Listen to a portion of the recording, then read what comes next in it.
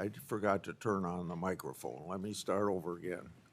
We have 10-minute rounds. I've asked Senator Blackburn to chair between 10:30 and 11.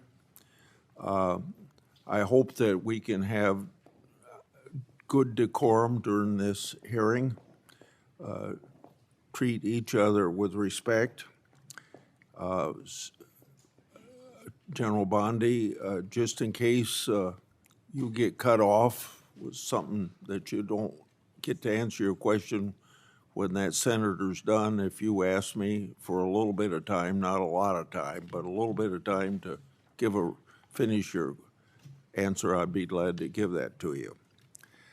So starting myself, you inherited a bloated bureaucracy. It requires reorientation to better serve your mission of the department. That would include reassessing grants disguised to help Americans, but many were partisan pet projects. It also requires reallocation of resources to better serve the American people. On this issue, I've got two questions. What updates can you share with the committee about your review and grant DOJ and grants that DOJ has reassessed?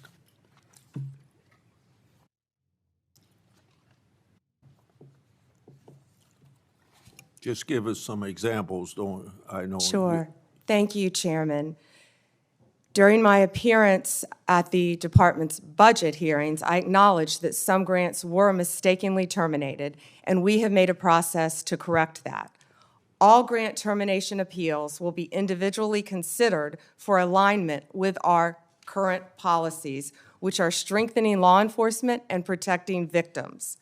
Recipients are given the opportunity to appeal a grant termination consistent with the rules by writing to the Assistant Attorney General. Of the 5,800 discretionary grants that were reviewed, only 376, approximately 7%, were terminated. So far, OJP has turned back on 18 awards, 17 appeals have been denied, and the rest are actively being reviewed, with decisions expected soon. My colleagues on the other side claim that your department has reallocated resources to immigration enforcement, and it's had a negative impact on law enforcement. We know that drugs and crimes are very much a part of immigration enforcement, so these attacks are clearly off the mark. Explain your view of these misguided assertions.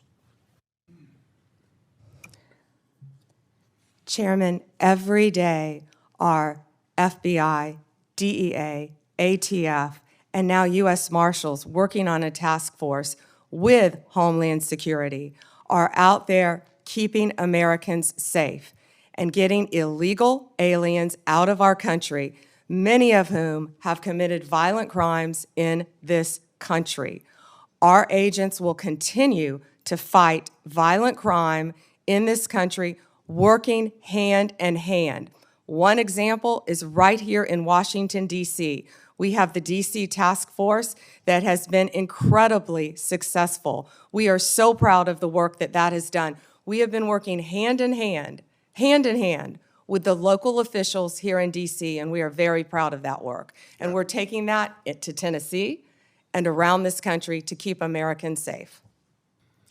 I won't repeat the things I've said about Arctic frost, but we had this recent revelation yesterday of my Republican senators being targeted by the government, underscoring the point about Arctic frost. When taken in context with widespread government weaponization against Trump and conservatives in the last decade, the conduct's arguably is worse than Watergate. So I got two questions along this line.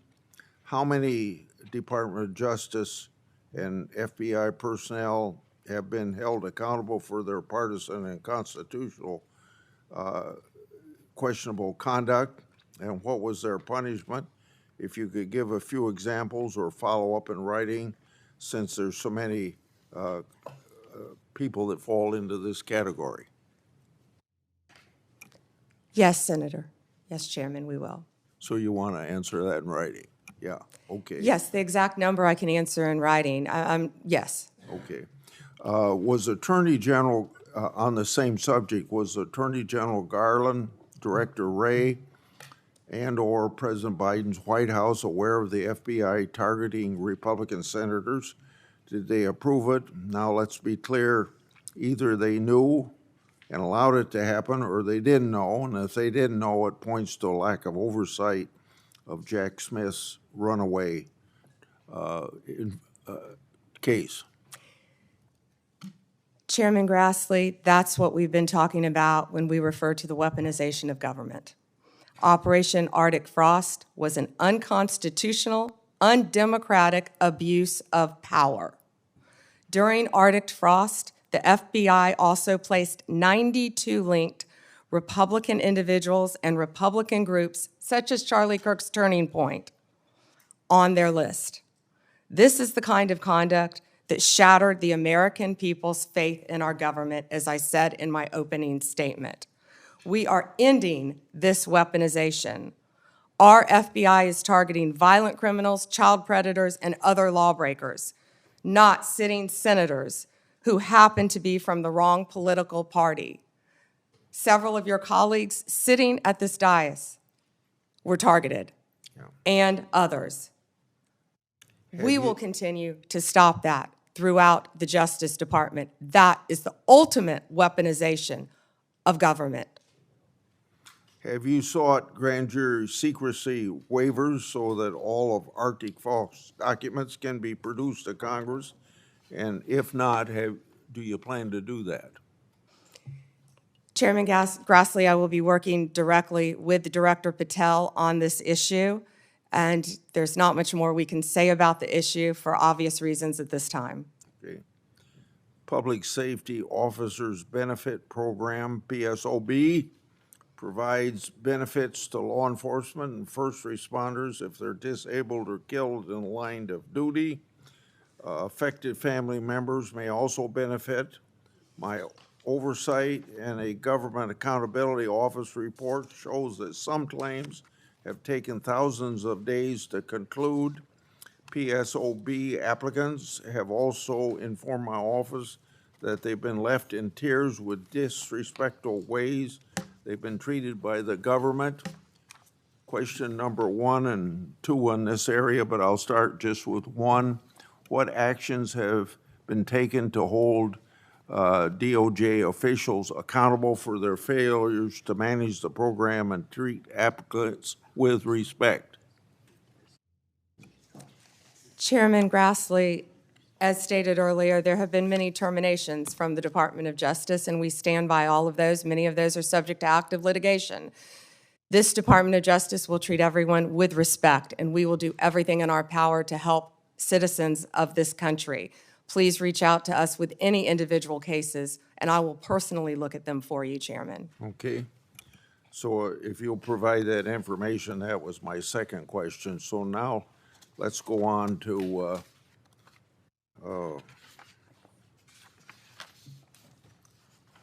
regarding the initial FBI 1023 document that I made public last Congress. That document mentioned 1, text messages, 2, audio recordings, and 3, financial records that allegedly approved a bribery scheme with the Biden family and foreign interest. I asked Director Patel if his predecessors made any effort to determine whether these records existed. He answered no. What steps has the department taken to determine whether these records exist? One way or another, this matter ought to be put to rest. Chairman Grassley, I know Director Patel is working hard on this with the members of the FBI. Okay. So we don't know if these records exist, or you just can't say that publicly at this point? I don't want to discuss any of that publicly, Okay. Director. The Foreign Intelligence Surveillance Act includes a safeguard to prevent political weaponization. The reauthorization mandated certain members and their staffs shall be entitled to attend any proceedings of the FISA court. Former Biden DOJ Assistant Attorney General Matt Olson drafted a privacy agreement that allowed the department to hide information from Congress during FISA proceedings. Matt Olson made a career out of targeting President Trump and his allies, so it's not surprising that he would attempt to hinder congressional oversight or cover up for the Biden regime. I want to make sure that you get rid of the ridiculous and misguided Olson memo. When can you tell me that will be done?